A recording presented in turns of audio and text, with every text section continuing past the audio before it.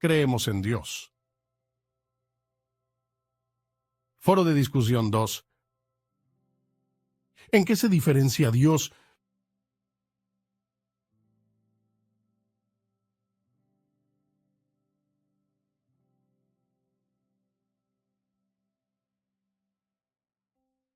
¿Por qué deberíamos distinguir entre los atributos comunicables e incomunicables de Dios? Creo que es muy importante entender cuáles son los atributos comunicables de Dios y cuáles son los atributos incomunicables de Dios. Los atributos comunicables de Dios son aquellos atributos de Dios que se reflejan en nosotros, que estamos hechos a su imagen y son restaurados progresivamente por la obra de gracia de Dios a través de su obra salvadora en nuestra vida. Así, por ejemplo, Dios es santo en el sentido de pureza. Bueno, Él nos hizo santos y aunque el pecado nos ha estropeado cuando venimos a Cristo, Él ahora comienza a reconstruir eso mientras buscamos la santidad, sin la cual ningún hombre verá al Señor. Por su gracia, para su gloria, pero en realidad nos involucramos en la búsqueda de la santidad. Pero ahora hay algunos atributos que no se nos comunican. Entonces, cuando decimos que Dios es santo, lo que queremos decir es que Dios es único. Él es único. Los atributos incomunicables son aquellos atributos que declaran su unicidad. No hay nadie como Él. Y esa unicidad de Dios se declara a través de sus atributos incomunicables. No importa cuánto me parezca a Jesús, nunca seré Jesús. No importa cuánto pueda reflejar la gloria de Dios, nunca seré el dueño pleno de la gloria de Dios. Tengo una medida de su gloria. El único que tiene la gloria de Dios sin medida, es decir, el resplandor de todos sus atributos, es Jesús. Y el Verbo se hizo carne y contemplamos su gloria, la gloria del unigénito del Padre, llena de gracia y verdad. Tengo una medida de su gloria, no tengo la plenitud de ello, pero puedo darle gloria a aquel que es el único Dios. Hay muchos teólogos sistemáticos que piensan que la distinción entre los atributos incomunicables y comunicables simplemente no debería hacerse. Y eso es especialmente cierto en las últimas décadas. Y hay muchas buenas razones que mencionan que llevan a esa conclusión. Creo que probablemente la más importante es que cuando miras la Biblia, esta no hace esa distinción explícitamente en las Escrituras. Simplemente no aparece. Y aún más que eso, cuando empiezas a hablar de ellos en teología, siempre tienes que volver y decir, bueno, no están separados unos de otros. No son distintos entre sí.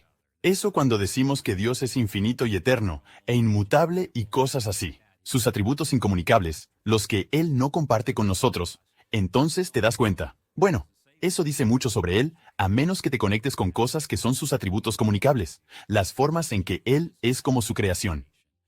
Entonces, ¿Él es infinito en su santidad, o Él es eterno en su bondad, o ese tipo de cosas? Entonces puedes ver que por esas razones tiene sentido que la gente ya no quiera hacer esa distinción en la teología sistemática. Pero hay algunos valores al hacer esa distinción que creo que a veces podemos pasar por alto. Cuando piensas en los atributos incomunicables, las formas en las que Dios es diferente de su creación y no comparte sus cualidades con la creación, lo que hace es exaltar a Dios. Deja claro cuán magnífico es Él, cuán supremo es Él.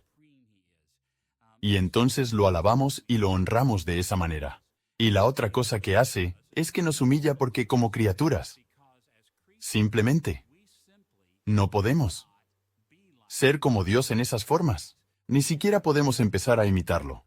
De hecho, las Escrituras nunca nos piden que intentemos ser infinitos. Nunca nos llaman a intentar ser eternos. Nunca nos piden que intentemos ser inmutables. Porque eso es simplemente imposible. Y así, el motivo de intentar ser como Dios no se aplica a los atributos incomunicables.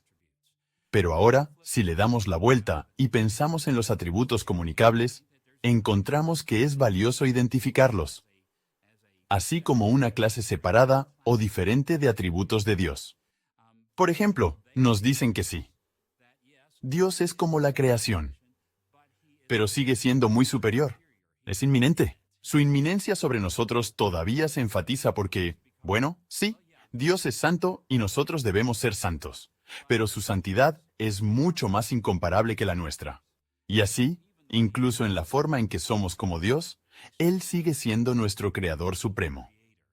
Pero aún más que eso, en mi opinión, la razón más importante para identificar esos atributos comunicables es que la Imago Dei, la imagen de Dios, está conectada con el tema de la imitatio Dei, la imitación de Dios. Entonces, la imagen de Dios debe ser como Dios. Pero, ¿cómo puede la imagen de Dios ser como Dios? ¿Cómo es eso una consideración moral o una obligación moral para todos nosotros? Bueno, es verdad. Es nuestra obligación, en términos de sus atributos comunicables. Cosas como su bondad. Bueno, Dios es bueno y nosotros debemos ser buenos. Dios es sabio. Debemos ser sabios. De hecho, debemos tener la sabiduría que viene de Dios. Dios es poderoso. Debemos ejercer poder como Él nos dice. Dios es santo. Se supone que debemos ser santos como Él. Sed santos porque yo soy santo. Dios es verdad. Dios es la verdad. Dios es fidelidad. Y debemos ser sinceros. Debemos ser fieles. Entonces, existen estos beneficios prácticos. Para los creyentes, si hacen esas distinciones entre los atributos incomunicables y los atributos comunicables de Dios. Entonces, las Escrituras nos enseñan que los humanos han sido creados a imagen de Dios. Las Escrituras nos enseñan que la naturaleza de Dios y su ser se reflejan en su creación. Y entonces, cuando hacemos el trabajo de teología sistemática, hablar de los atributos comunicables e incomunicables de Dios es útil para tratar de comprender, aunque esas distinciones en sí mismas no estén directamente fuera de las Escrituras. Nos ayuda a entender algunas de las cosas que están en las Escrituras y que vamos a tratar de entender.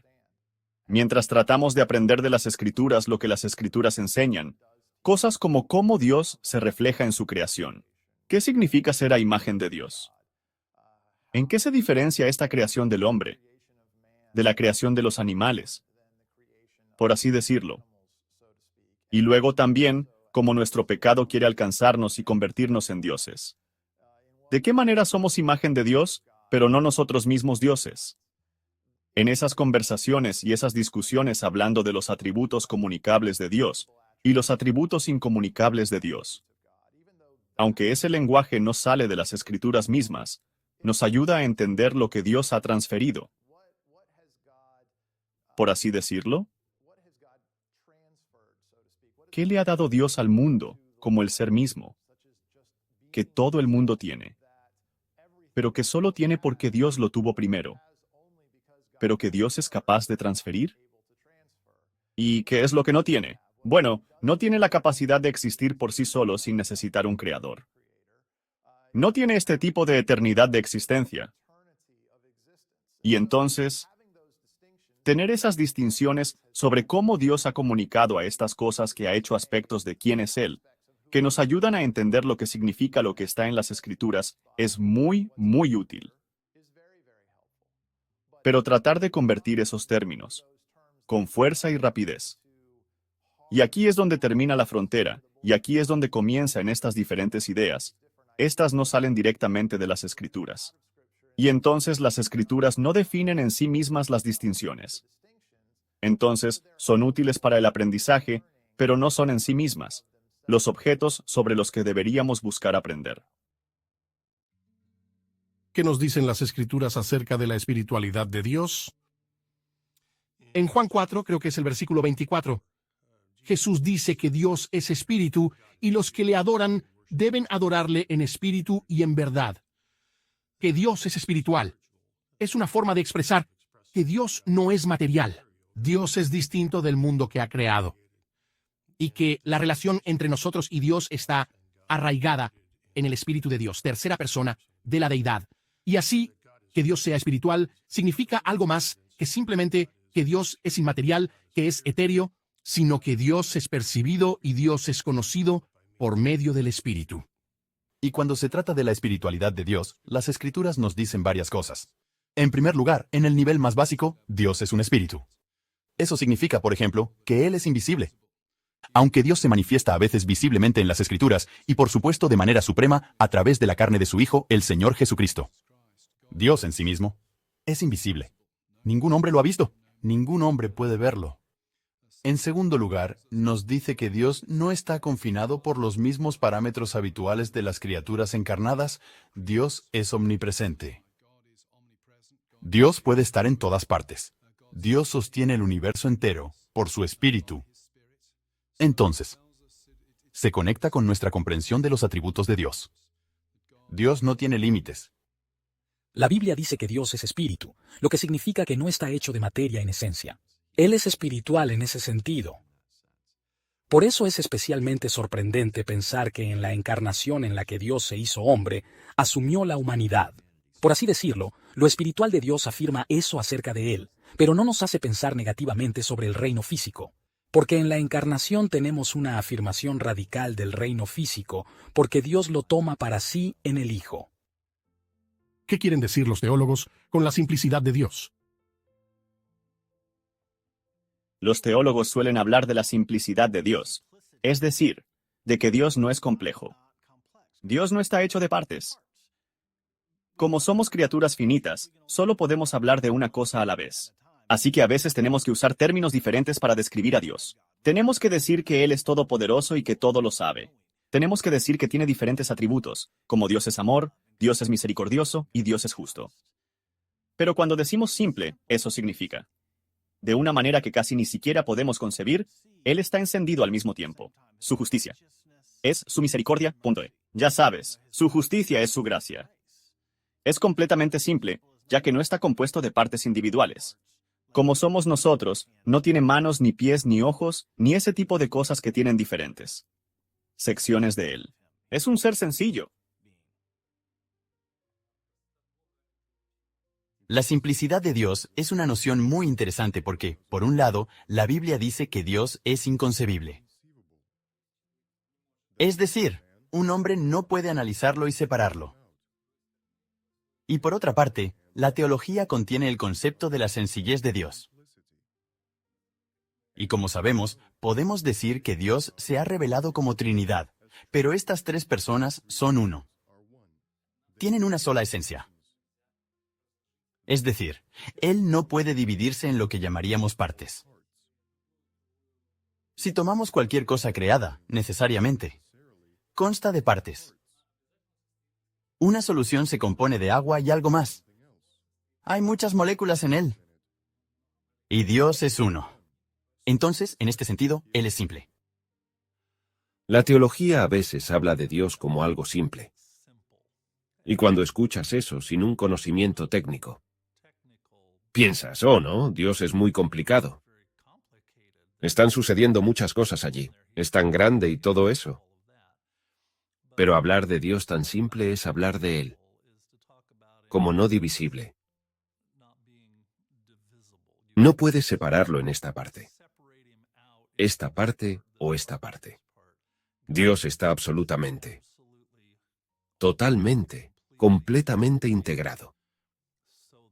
De modo que, ya sabes, tengo brazos y piernas, y seguiría siendo yo si perdiera un dedo o algo así. Dios simplemente no es así. No se le puede dividir. ¿Qué es la omnisciencia de Dios?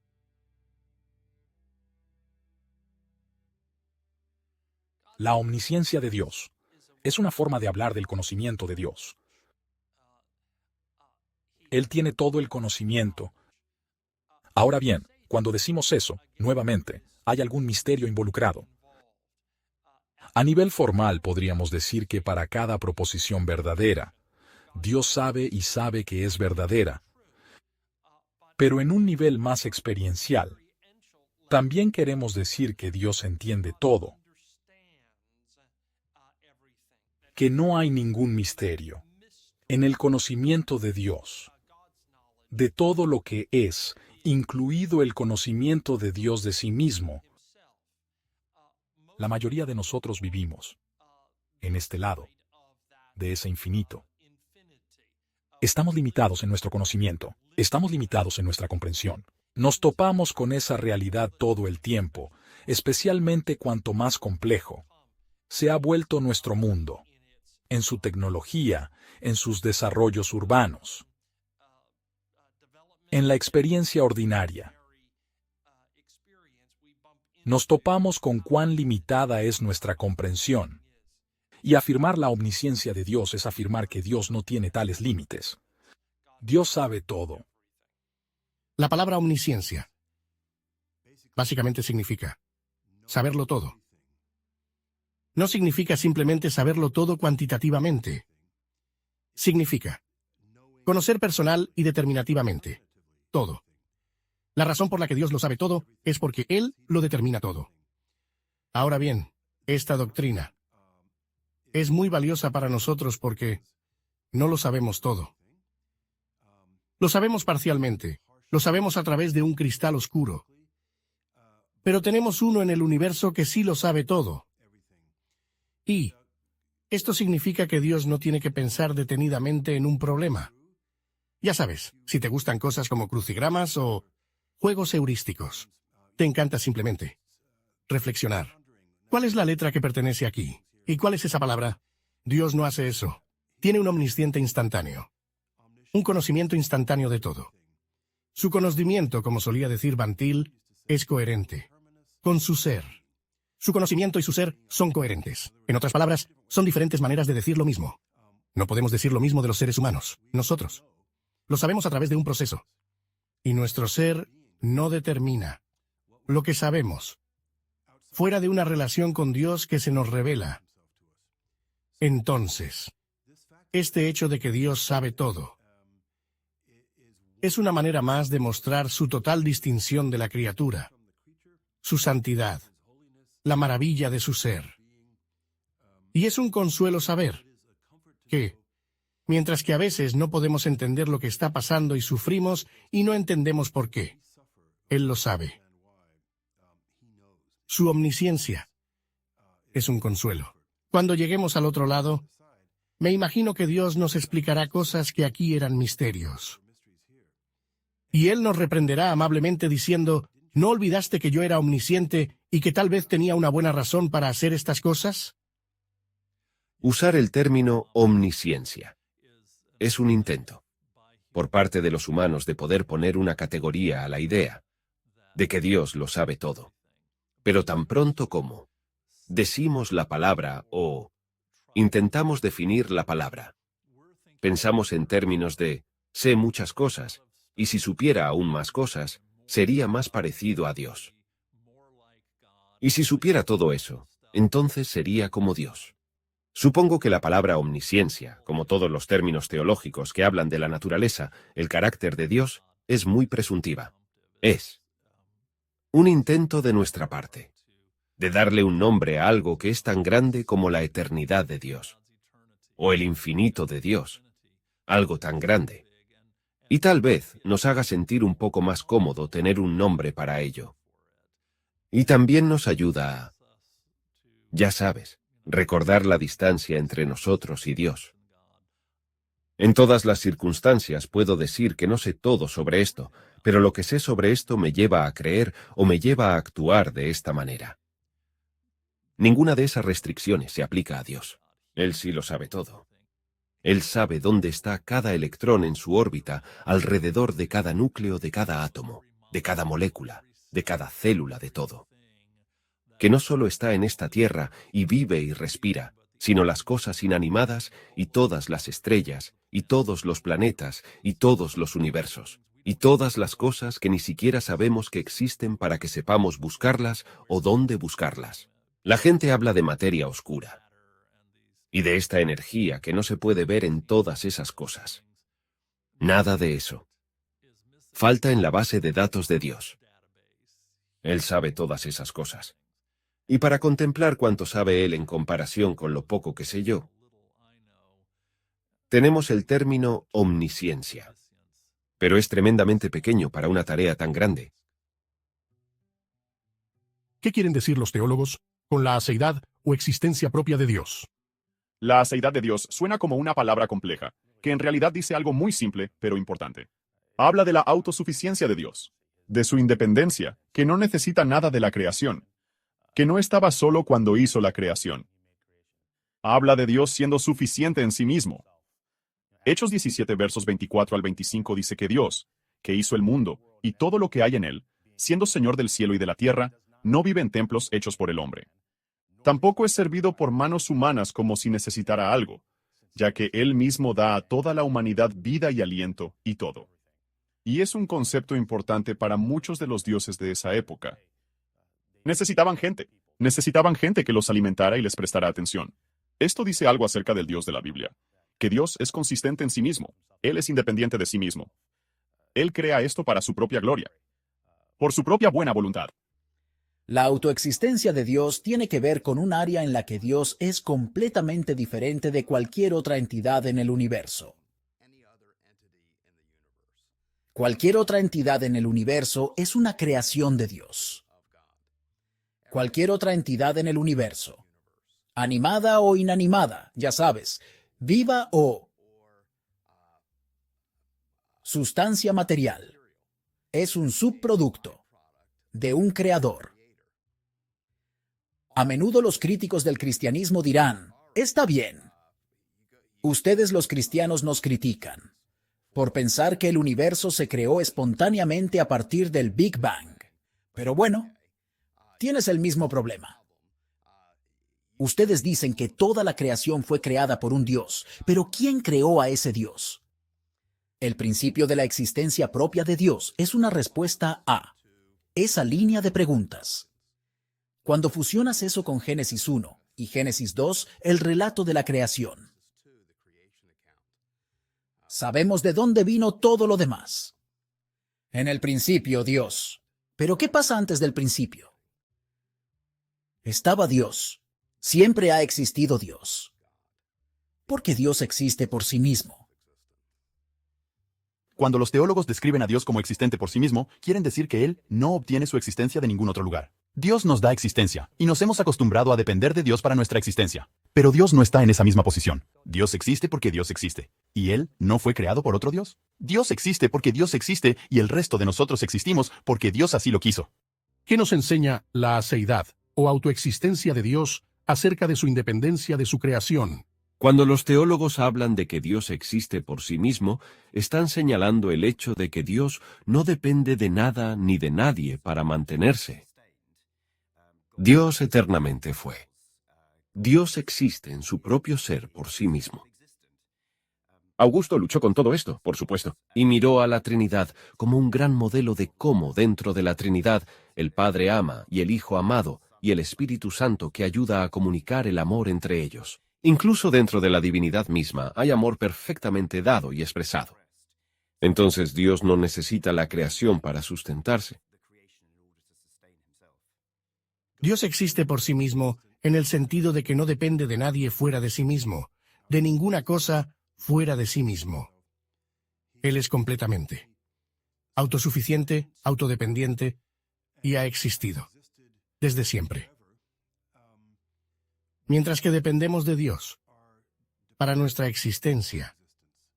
Cada uno de nuestros respiros depende de su generosidad y su providencia.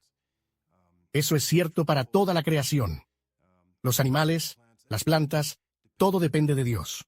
Y la razón por la que la autosuficiencia de Dios es preciosa para nosotros es que no tenemos un Dios que de alguna manera dependa de nosotros para existir. Hay personas, por ejemplo, que dicen que Dios nos creó porque se sentía solo. Y responderíamos a eso. Dios no tenía que crearnos. Él no estaba solo. Él ya tenía comunión dentro de sí mismo debido a la Trinidad.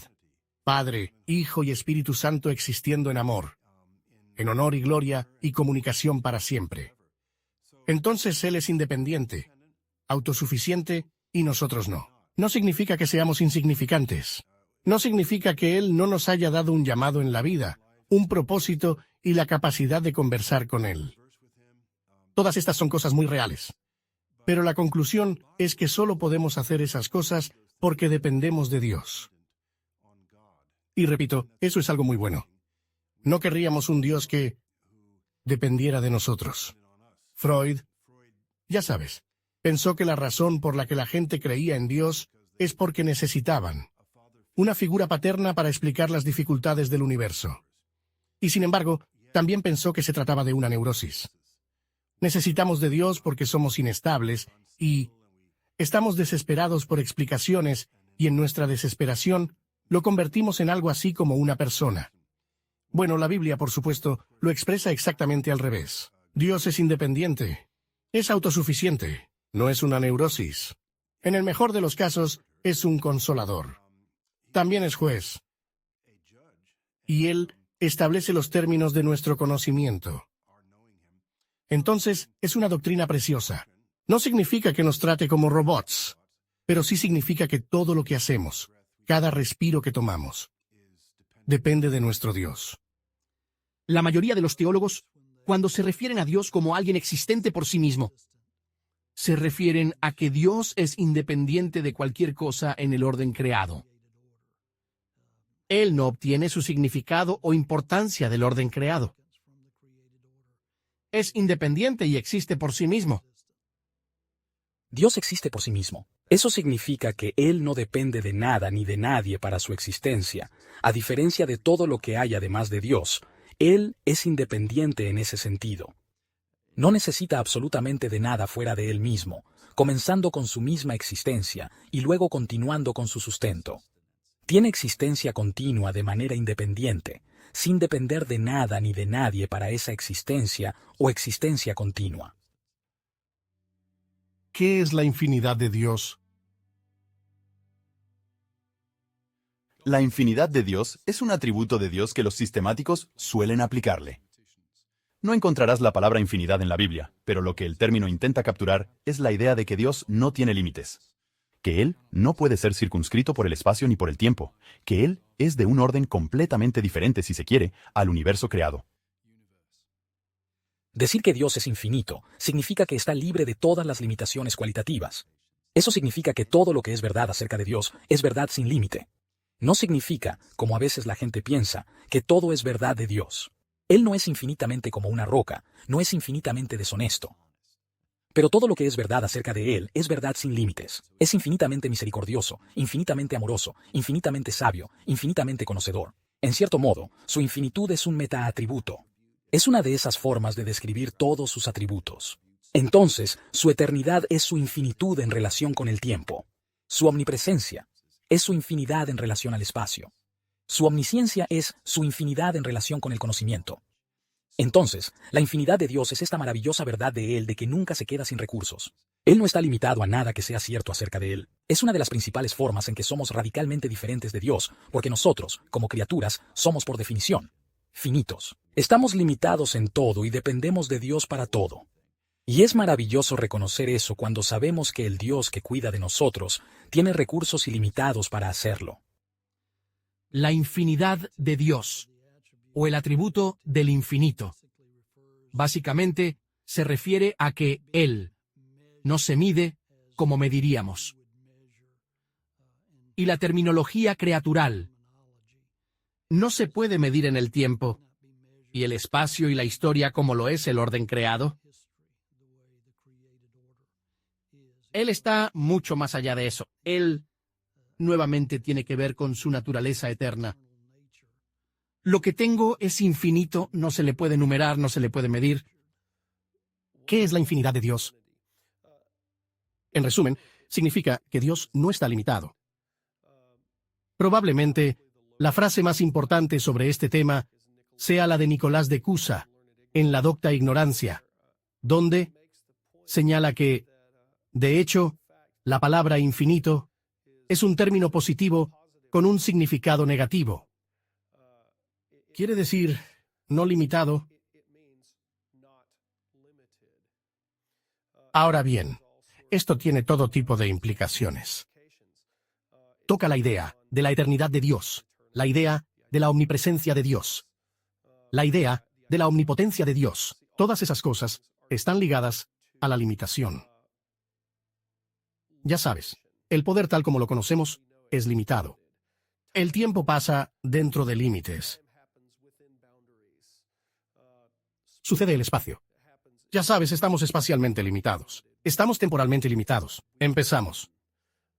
Y al menos, físicamente, llegamos a un fin. La idea de limitación es un problema muy humano, y la doctrina de la humanidad de Dios es simplemente una declaración de que Él no tiene este problema.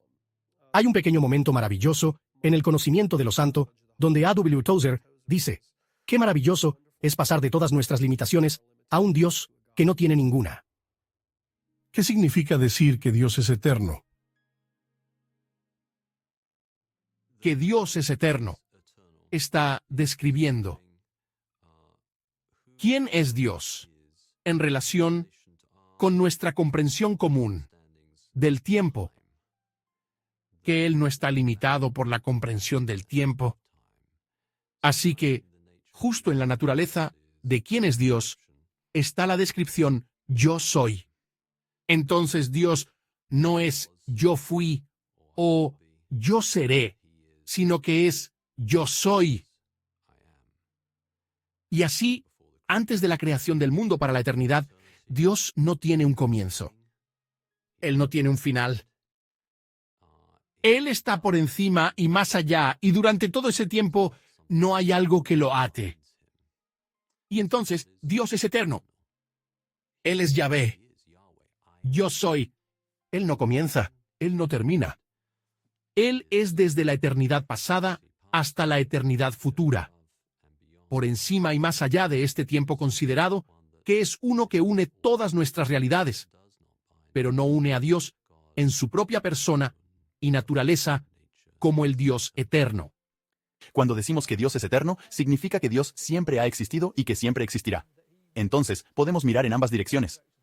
Podemos mirar hacia atrás y hasta donde podamos ver en la línea de tiempo. Dios siempre está ahí. Y podemos ver hacia adelante. Dios siempre estará ahí. Entonces esa es la eternidad de Dios. No está limitado por nuestros plazos. Él no empezó. Cuando el mundo fue creado, Él lo creó. Entonces Dios existía antes de que se creara el mundo. Él existe ahora mismo y está comprometido con el mundo tal como es. Y Él seguirá existiendo cuando este mundo llegue a su fin y Dios produzca un nuevo cielo y una nueva tierra. Él continuará con nosotros por los siglos de los siglos. Amén. Entonces eso es algo acerca de la eternidad de Dios. La eternidad de Dios es una forma de hablar de la relación de Dios con el tiempo. Está lleno de dificultades cuando usamos este lenguaje, porque queremos afirmar que Dios crea el tiempo, la progresión del tiempo, pero también ordena el tiempo. Es soberano en el tiempo. Entonces, en cierto sentido, la creación, el comienzo de todo lo que existe, es el comienzo del tiempo. Pero Dios existe antes de ese momento. Y por así decirlo, hablar de un tiempo anterior al tiempo es en sí mismo un enigma, un concepto difícil de comprender. Hablamos de ciertos episodios de nuestras propias vidas, como si duraran una eternidad. Es una forma de hablar de cuán larga parece ser esa experiencia. Así es cuando hablamos de la eternidad de Dios. Queremos articular que Él experimenta toda la amplitud de la historia, a la vez, pero también a través del tiempo. Entonces, sin duda, se requiere precaución y cuidado para hablar sobre la relación de Dios con el tiempo. Cuando decimos que Dios es eterno, lo que queremos decir es que Él no tiene principio, ni fin. Para compararlo con los seres humanos, podemos hablar de que el ser humano tiene un alma inmortal, lo que significa que nunca moriremos. Y entonces, en ese sentido, estamos eternamente en una dirección. Pero no estamos eternamente en ambas direcciones porque tuvimos un comienzo. Cuando decimos que Dios es eternamente, sugerimos que Dios no tuvo principio, que siempre ha existido. Entonces, la pregunta ¿quién hizo a Dios? Es una pregunta irracional e irrelevante. Nadie hizo a Dios. Él siempre ha existido y, por supuesto, siempre existirá. Entonces Dios es eterno en ambas direcciones. Y eso es lo que queremos decir cuando hablamos de la eternidad de Dios. ¿Qué es la inmutabilidad de Dios? Por inmutabilidad queremos decir que Dios no es mutable. Queremos decir que Dios no cambia. Que su inmutabilidad es una referencia a su naturaleza inmutable, su carácter inmutable. Él es siempre amoroso, siempre es misericordioso, siempre es santo, siempre es justo. A veces se malinterpreta la inmutabilidad. Negar que Dios cambia en su manera de tratar con las personas, que hay una manera estática en la que Dios se relaciona con las personas. Cuando la Escritura habla de nosotros en Efesios, siendo por naturaleza hijos de ira, pero ahora, gracias a la obra redentora de Cristo, somos amigos de Dios y tenemos una relación con Él. De ninguna manera socava el hecho de que Dios no ha cambiado en quién es, pero sí cambia en virtud de su propia acción a nuestro favor. Cambia en su relación con nosotros. El concepto de Dios implica perfección, y la perfección no puede cambiar porque se volvería imperfecta. Dios es inmutable en todos los sentidos. Dios es inmutable en su esencia. Dios es inmutable en sus características como Dios. Cuando Dios habla, esa palabra es inmutable. Cuando Dios es poderoso, ese poder es inmutable. Cuando hablamos de la sabiduría de Dios, esa sabiduría es inmutable precisamente porque pertenece a Dios y Dios es perfecto. Dios es eterno, el mismo de eternidad en eternidad. Los atributos de Dios son todos inmutables. Cuando pensamos en un ser mutable o cambiable, ya no pensamos en el Creador. Ya no pensamos en Dios. Estamos pensando en una criatura. La criatura es la que cambia. Cambia cuando ella envejece, cambia porque Él no es perfecto, cambia porque podemos mejorar. Cuando existimos o creemos o pensamos algo, como somos criaturas, podemos mejorar en el futuro y, por tanto, cambiar para mejorar. Pero Dios es perfecto. No necesita mejorar. No puede mejorar. No es solo que Él sea inmutable, no puede cambiar porque en virtud de ser Dios, es un ser perfecto en sí mismo, independiente de todo, no dependiente de nadie. Nada le afecta, nada lo transforma, nada lo cambia. Él no envejece. Él existe fuera del tiempo y del espacio.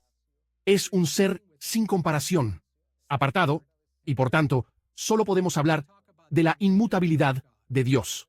Entonces, con respecto a la pregunta, ¿cómo es que Dios es inmutable? En todos los sentidos en que podamos pensar en Dios, Dios es inmutable. Sus decretos son inmutables. Su palabra es inmutable. Su esencia, como decíamos, es inmutable. Su espíritu es inmutable porque Él es Dios. ¿Y Dios, por definición, es inmutable? Dios no se ha vuelto inmutable. Él es yo soy quien soy y siempre seré. En el caso de Dios, lo que una vez fue, lo es hoy. Lo que alguna vez pensó, lo piensa hoy. Y mañana pensará lo mismo porque todo lo que Dios concibe es perfecto. Por lo tanto, Él no tiene necesidad de cambiar de opinión mañana, ni de cambiar su ser, ni de cambiar su metodología. Porque desde el primer día pensó en todo inmutablemente. Pensó en todo perfectamente. Uno de los muchos atributos significativos de Dios, el Dios Trino, es la inmutabilidad. Ese es el término que encontrarás en muchos textos de teología. La inmutabilidad podría traducirse sin cambios. Y esa es una noticia realmente maravillosa, porque somos muy conscientes de la impermanencia y la fugacidad de casi todo en nuestras vidas y en el mundo, en nuestras relaciones, e incluso en nuestras propias vidas fugaces. Pienso en esa descripción de Dios como el punto quieto en un universo que gira. ¿Qué hay que atrae a nuestras almas inquietas a la visión de un Dios que es el mismo? Ayer, hoy y siempre. Creo que es esta profunda necesidad psicológica y espiritual que todos tenemos de aquello que es sólido como una roca, aquello que es digno de confianza, aquello que puede funcionar como un ancla. Para el alma, cuando las montañas tiemblan y todo parece caer al mar. Nosotros encontramos nuestra fuerza en este Dios inmutable.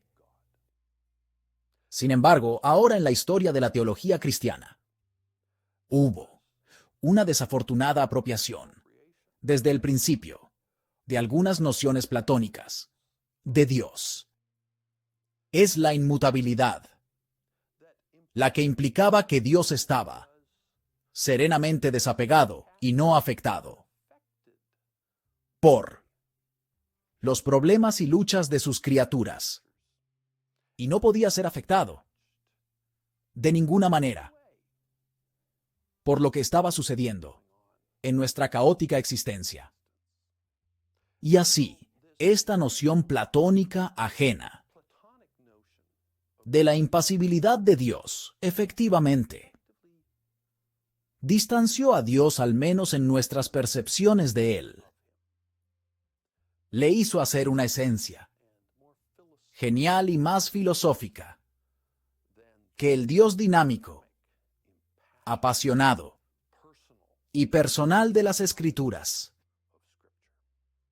Entonces, creo que es muy importante que afirmemos esa constancia de carácter y esa firmeza de resolución.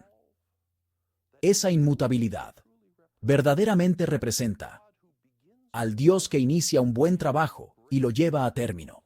Ese es el Dios del que estamos hablando.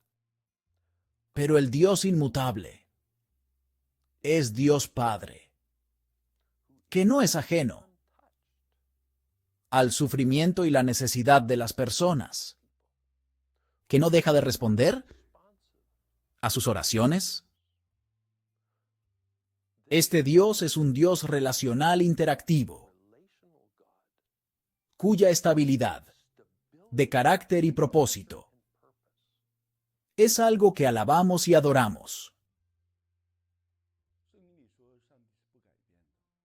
La Biblia dice que Dios es inmutable. Dios es vida.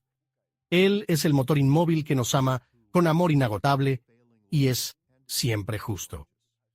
Entró en una relación dinámica con el mundo y afecta a su creación y le da libertad, especialmente a los seres humanos. Bajo estas circunstancias, vemos la naturaleza inmutable de Dios manifestada en su relación dinámica con un mundo cambiante. Por eso, aunque Él no cambia sus normas, a veces cambiará sus decisiones. Por ejemplo, Dios creó a la humanidad según su voluntad. Entonces, ¿por qué no se arrepintió de esto más tarde?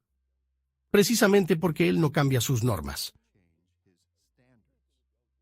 Cuando el mundo que Él creó traicionó y desobedeció esas normas, un Dios inmutable seguramente debe pasar de simplemente sostener la creación a traer renovación.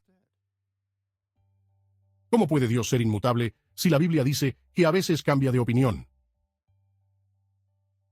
Hay pasajes en las Escrituras que nos dicen que Dios cedió o que respondió la oración.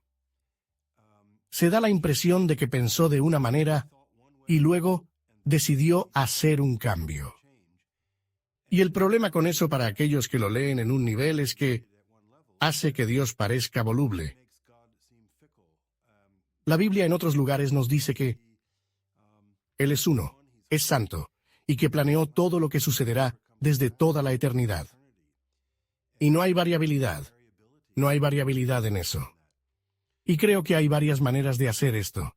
La forma más satisfactoria que conozco es decir que a nivel de su ser, sus decretos eternos, no hay cambio. Pero Él hizo que el mundo fuera significativo.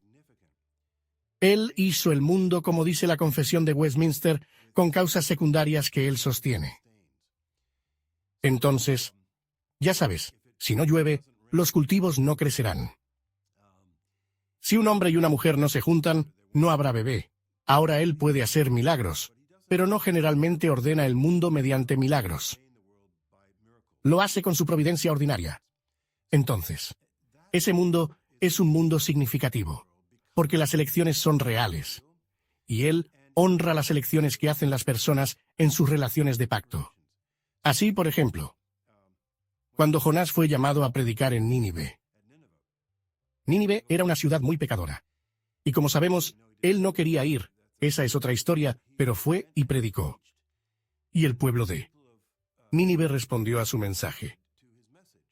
Predicó que habría un juicio, y desde el rey hasta todos se arrepintieron. En polvo y ceniza Y Dios vio que su arrepentimiento era genuino. Y se arrepintió del juicio que iba a traer. Eso es porque la creación es real. Él tiene una relación de pacto, una relación de condescendencia con nosotros. Incluso el gran Juan Calvino, que es un héroe para muchos de nosotros, creo que fue un poco débil en este caso. Dijo que parece que se dio, pero eso es solo lenguaje humano.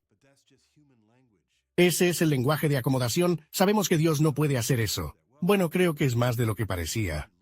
Realmente lo hizo. Él realmente responde la oración cuando oramos. Realmente hizo una diferencia que Jesús muriera en la cruz para que pudiera haber una transición de la ira a la gracia en la historia.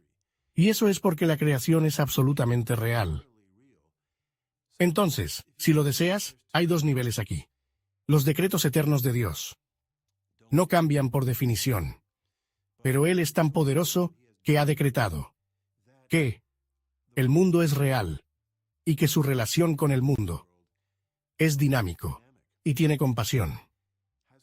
Él lo siente, Él hizo a la gente, Él responde a las oraciones, Él juzga, Él se arrepiente de su juicio. Todas esas son relaciones de pacto.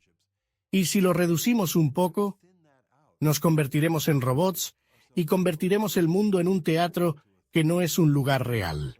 Entonces, creo que la Biblia dice ambas cosas y no proporciona un puente racional entre las dos, pero sí nos permite vivir cómodamente con las dos. Es la soberanía absoluta de Dios. Pero el cambio ocurre en respuesta a las decisiones de la creación. Las Escrituras hablan de Dios cambiando de opinión para enseñarnos algo sobre la relación entre su soberanía y la responsabilidad humana.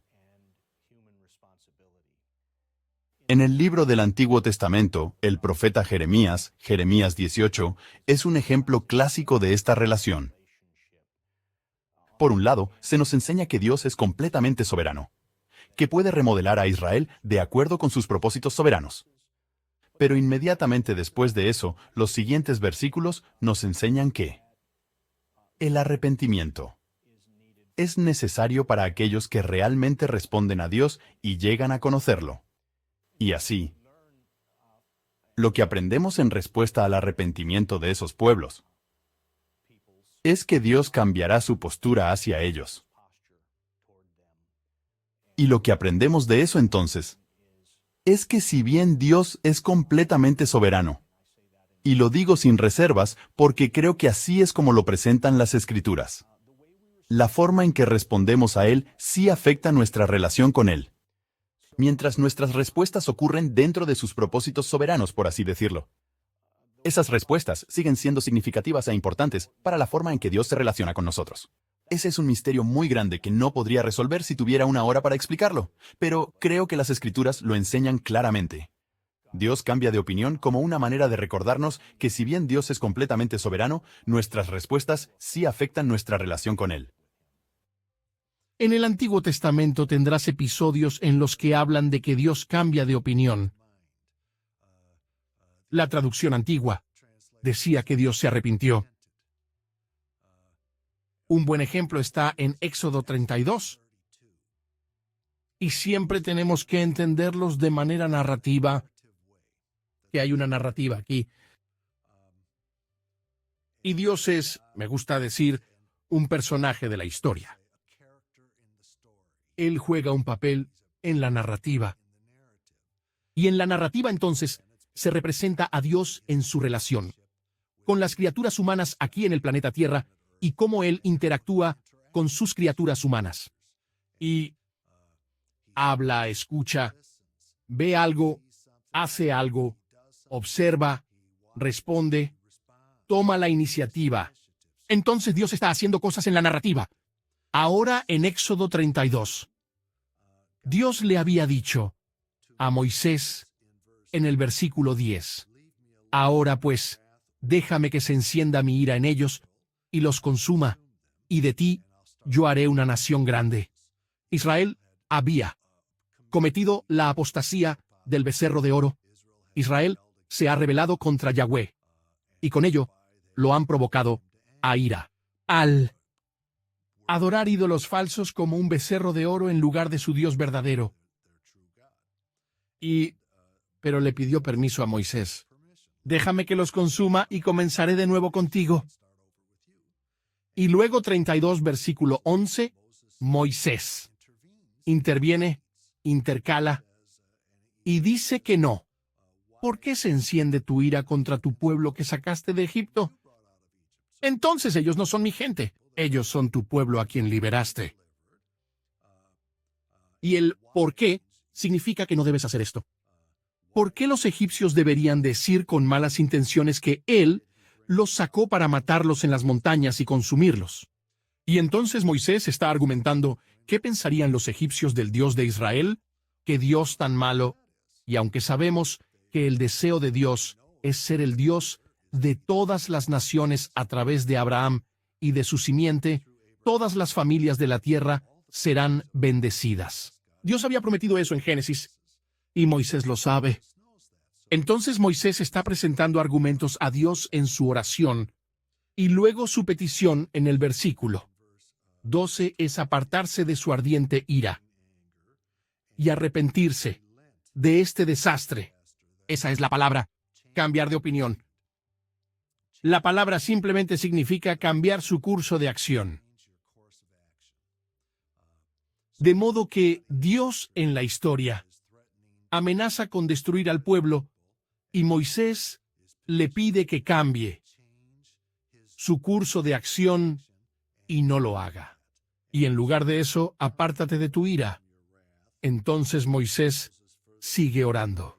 Acuérdate de Abraham, Isaac y de Israel, Jacob, tus siervos, a quienes juraste y dijiste, multiplicaré tu descendencia y os llevaré a la tierra prometida.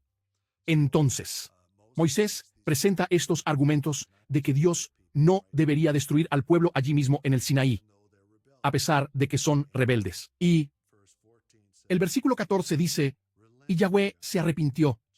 Yahweh cambió de opinión. Yahweh se apartó del desastre del que había hablado. Entonces Yahweh se apartó de su ira. Y en cambio, perdonó al pueblo allí en el Sinaí. Entonces, cuando habla de que Yahweh cambiará de opinión, significa alejarse de su ira y volverse a su misericordia. Se refiere a las interacciones de Dios con su pueblo. Dios, como digo, se conmueve por la petición de Moisés, y él se aleja de ese curso de acción y adopta un curso de acción diferente. Entonces, Dios en la Biblia se presenta como interactivo. Y en ese interactivo, Él prefiere tener piedad. Su ira es provocada. Ha sido provocado a justa ira y castigo, porque eso es lo que merecen los pecadores rebeldes, pero Él preferiría tener misericordia y perdonar. Y muy a menudo se habla de Él cambiando de esta posición a esta posición. Y cuando hace eso, usa esa expresión, cambia de opinión o no se preocupa por la cara, por lo que pasa del castigo a la misericordia. A eso se refiere. Las Escrituras usan el lenguaje de Dios cambiando de opinión. Cuidadosamente. Ocurre en varios contextos del Antiguo Testamento en particular, y debemos tener cuidado cada vez que leemos esos textos para entenderlos en contexto. Entonces, uno famoso ocurre en Éxodo capítulo 32 cuando Moisés ha subido a la montaña para hablar con Yahweh, con Dios, y Dios ve la desobediencia de Israel al pie de la montaña. Moisés le ruega a Dios que tenga paciencia con su pueblo. Y el autor escribe que Dios cede. Dios cambia de opinión. Sin embargo, tenga cuidado al leer que en el contexto de que los caminos de Dios, los diseños de Dios para Israel no han cambiado. Moisés ejecuta un juicio grande y terrible. El mismo juicio con el que estaba suplicando a Dios que tuviera paciencia cuando regresara de la montaña. Entonces, en el contexto, El cambio de opinión de Dios es el cambio de postura hacia la desobediencia de Israel. Desde el punto de vista de Israel mismo, existe la sensación de que también debemos afirmar que los propósitos y los caminos de Dios siguen siendo siempre los mismos. Dios es fiel. Un lenguaje mucho más común en todo el Antiguo Testamento, para hablar de la coherencia de Dios. Lo que promete lo cumplirá. Entonces es que esos textos limitados, que hablan de que Dios cambia de opinión, no se deben a que Dios se haya dado cuenta de algo que no sabía de antemano, sino que en la experiencia de Israel, el juicio de Dios no se presenta como tan rápido como hubieran esperado que lo trajeran. ¿Qué significa que Dios es omnipresente? Usamos esta palabra omnipresente para describir que Dios está en todas partes en todo momento. Que Él está presente en el lugar más pequeño y en el lugar más grande. Tipo del nivel molecular, no puedes dividir la creación demasiado pequeña. Ni puedes mirarla en una escala demasiado grande, sin encontrar a la totalidad de Dios allí. Y una de las cosas claves es no encontrar allí a todo Dios. Eso está completamente más allá de nuestra imaginación humana. Podríamos dedicar tiempo a intentar resolver eso, descubrir qué podría significar eso en el mundo. Creo que es mejor pensar en la omnipresencia de Dios, en términos de lo que realmente impacta nuestra vida diaria. Y ahí recibimos la señal de los salmos. Si voy al lugar más alto, ahí estás. Si voy al lugar más bajo, ahí estás. Si voy al otro lado del mar, ahí estás. El hecho de que Dios esté en todas partes pretende ser tanto ley como evangelio para nosotros. No puedo ocultarle lo que hago mal, desde el punto de vista legal.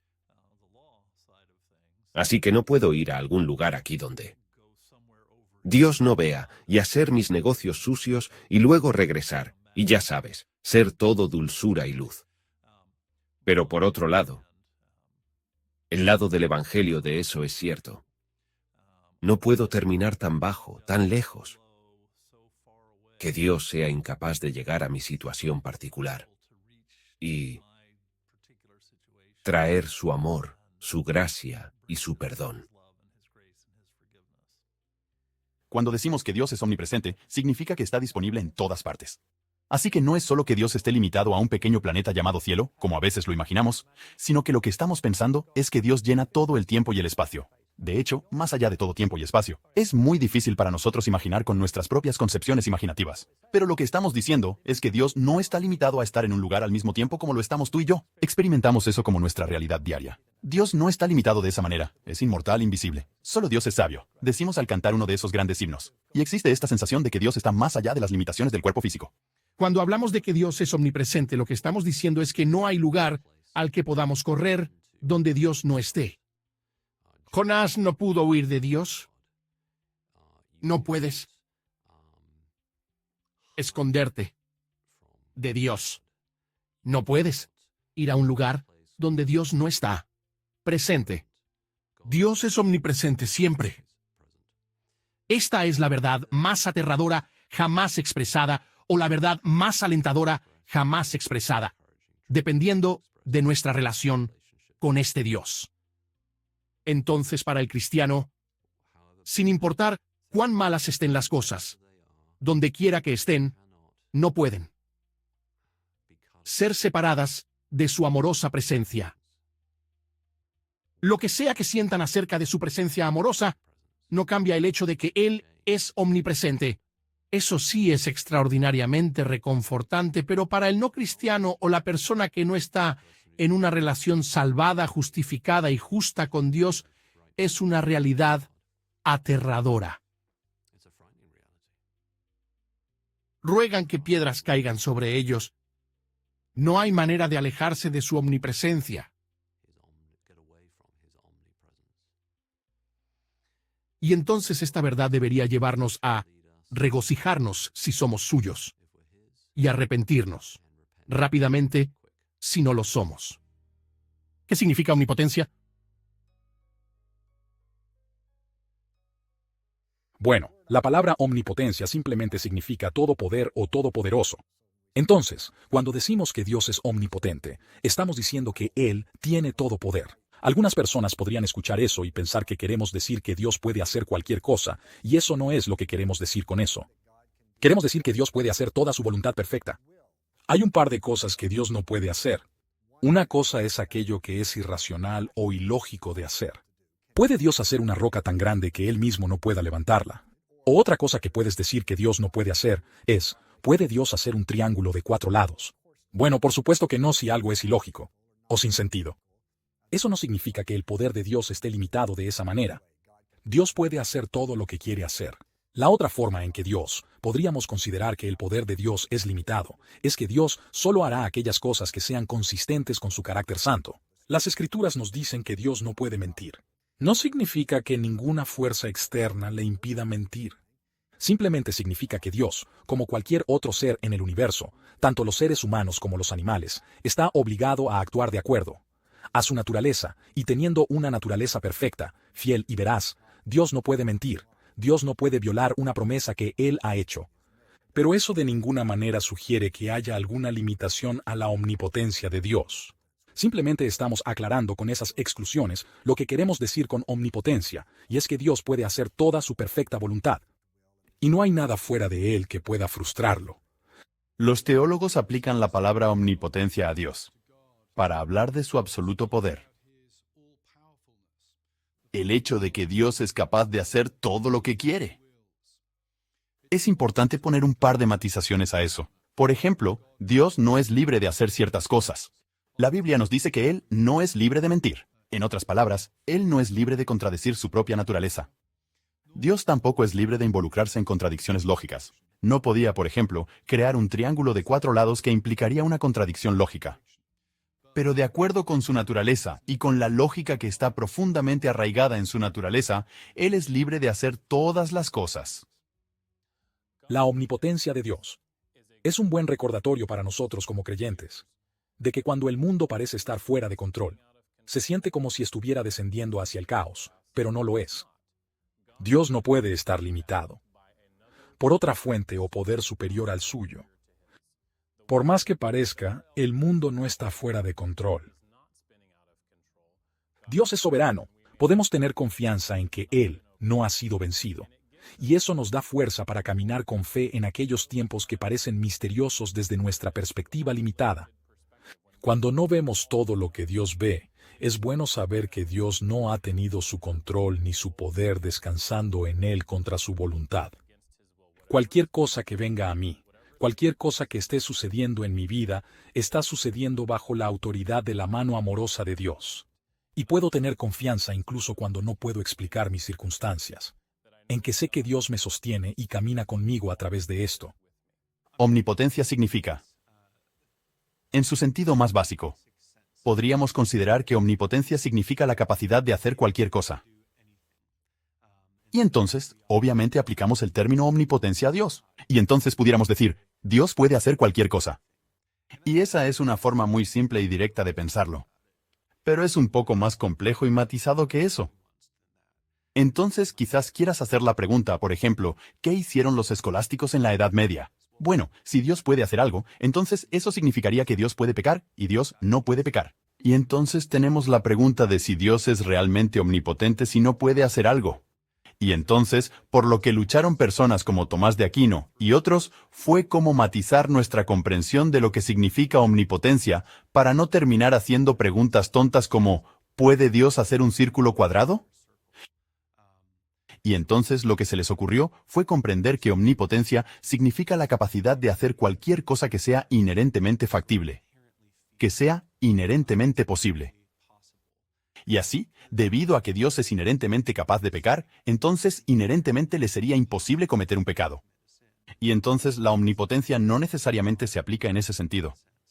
Es inherentemente imposible crear un círculo cuadrado.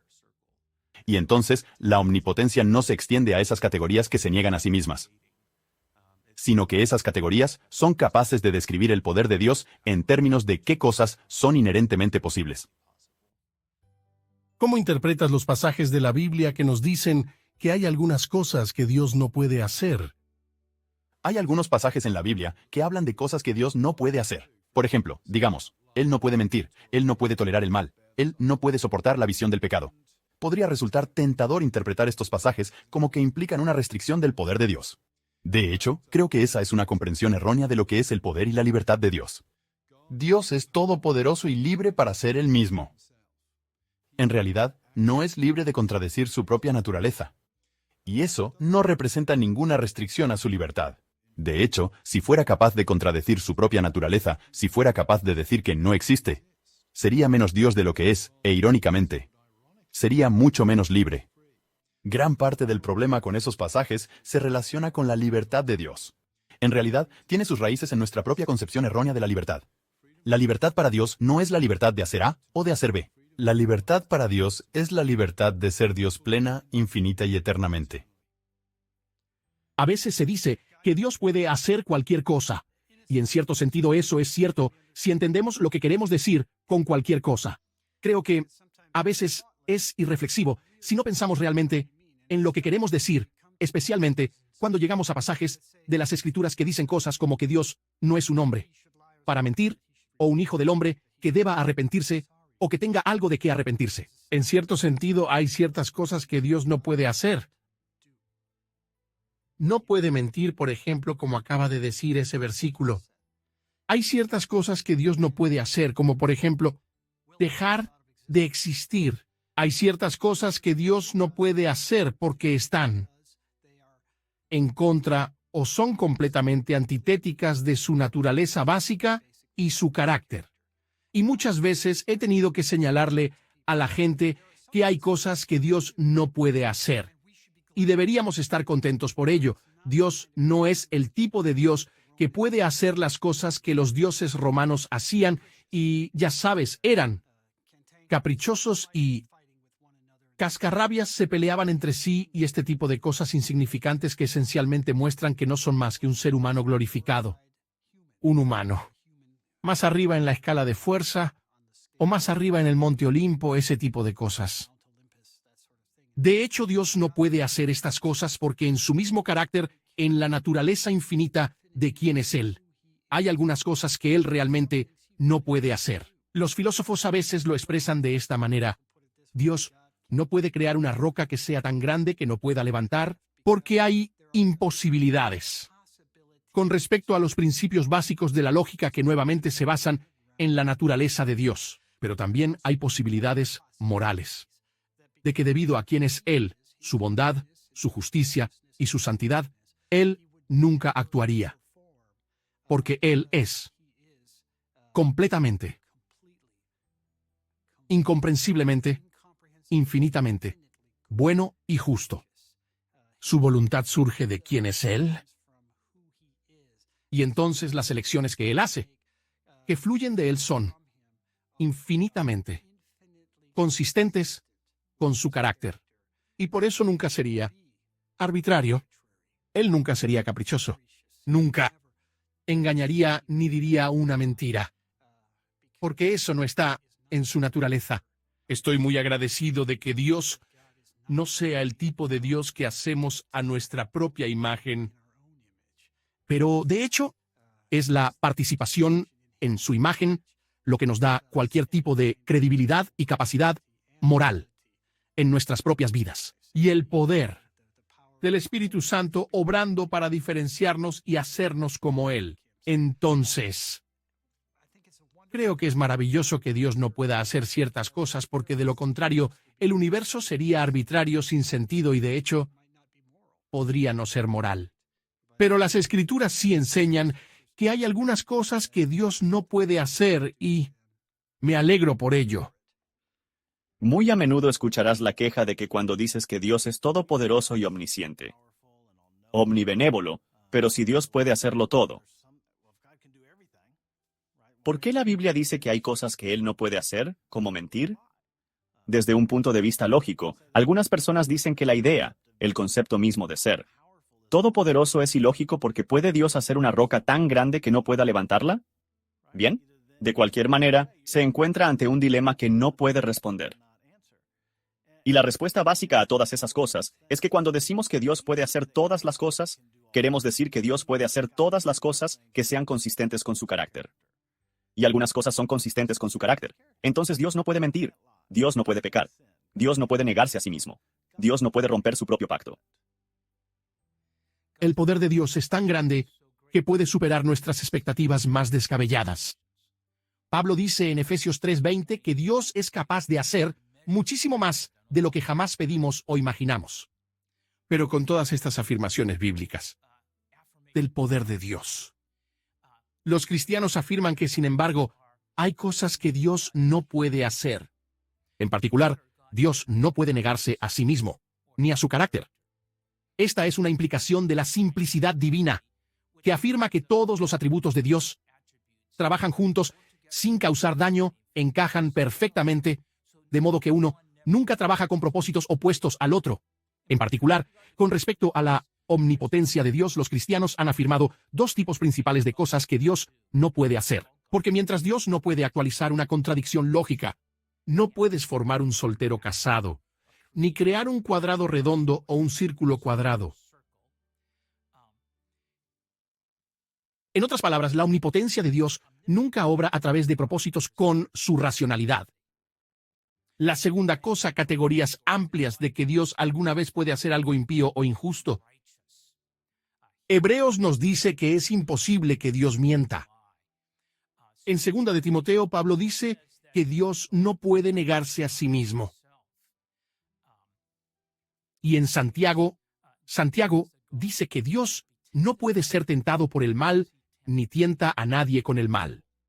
En otras palabras, la omnipotencia de Dios nunca obra en contra de su justicia y santidad.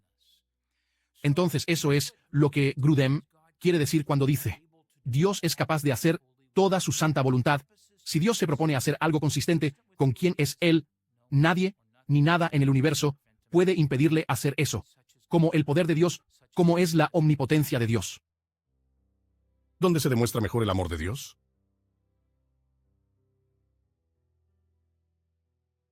El amor de Dios se demuestra mejor en lo que yo llamaría la lógica del Evangelio en forma de cruz. Esa lógica es expresada muy bien por Pablo en Romanos 5:8 cuando dice que Dios demuestra su amor para con nosotros en que, siendo aún pecadores, Cristo murió por nosotros. Este amor incondicional de un Dios que no está salvando a personas que cumplen con las condiciones, sino salvando precisamente a las personas que no pueden cumplir con las condiciones. Esa es una imagen muy hermosa del Evangelio. Y entonces yo diría que el amor de Dios se demuestra mejor allí mismo en la cruz de Jesucristo y en el envío de Cristo a nosotros. Y eso es algo importante a tener en cuenta, además de todas las cosas difíciles que la gente a veces dice sobre el Dios del Antiguo Testamento. Fue el Dios de Israel, el Dios del Antiguo Testamento, quien envió a Cristo como manifestación de su amor, lo que debería enseñarnos mucho sobre su carácter. La mejor demostración del amor de Dios debe situarse en el fondo de todas las demás oportunidades que tenemos para pensar que Dios nos ama. Por ejemplo, en el cuidado general, la providencia de Dios, en lo que a veces llamamos la revelación general de Dios. No se puede llegar a una comprensión plena del amor de Dios. De hecho, hay factores en la naturaleza que compiten entre sí y que no dicen que Dios simplemente ama. Dice que a Dios le importa. El hecho de que estés vivo hoy dice que Dios es providencia, que proporcionó alimento incluso para los pájaros. Pero eso no es necesariamente una prueba del amor de Dios. La mejor demostración del amor de Dios proviene de lo que hizo al abordar el desafío fundamental de la raza humana. Estamos en rebelión. Nos hemos apartado de Él. No podemos dar un paso para acercarnos a Él. Y así Él inicia la secuencia y orquesta, y facilita nuestra salvación. ¿Cómo entender mejor el amor de Dios en la pasión suprema del Señor Jesús? Cuando Dios envió a su único hijo, que no era reemplazable, no pudo tener otro hijo como Abraham intentó hacer. Él proporciona a su único hijo, para ser el Salvador de la raza humana.